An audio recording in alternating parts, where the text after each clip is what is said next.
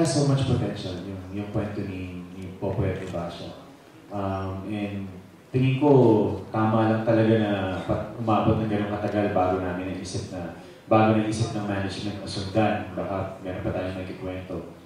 Kasi sobrang yaman ng pagmamahal, ng love story ng dalawa.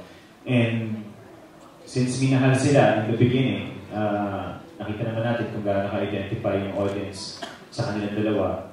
Hindi mo magugustuhin makita kung ano nang bago, paano na sila, ano na sila. And for that alone, parang imposible hindi ako makitag-along sa effort na makabuo ng isa pang kwento about Popoy and Basha. Parang masakit naman yung doon, hindi kayo sasama. Diba?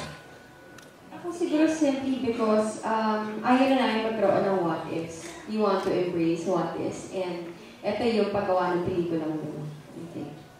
And then off-cam, how is your working relationship with each other? Since 2012 na nagkatrabaho kayo?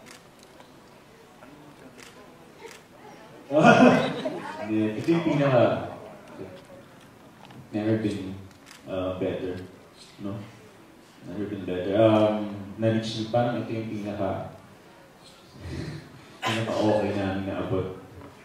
Siguro dahil after so many years, parang ito na yun eh. Ito yung naabot namin. Parang kung dati ang dami laging pag-aalindangan, ang daming iniisip, iniintindi, parang lahat yun nawala. Parang ngayon kami ni Bea gusto na namin magtrabaho and enjoy yung bawat moment na magkasama kami sa ginagawa namin. Bea? Oo, tama. Siguro dahil din masyado nang namin, with John Lloyd kasi parang kilala ko siya, pero ang dami ko pa rin i-discover tungkol sa kanya. Matagal na kayo magkakilala, matagal ko na siyang nakakasama. Pero every single time na nabibigyan ako ng pagkakataon to work with him, ang dami pa rin bago, ang dami kong bagong nakikita. And it's always a pleasure na makasama siya, na makatrabaho siya.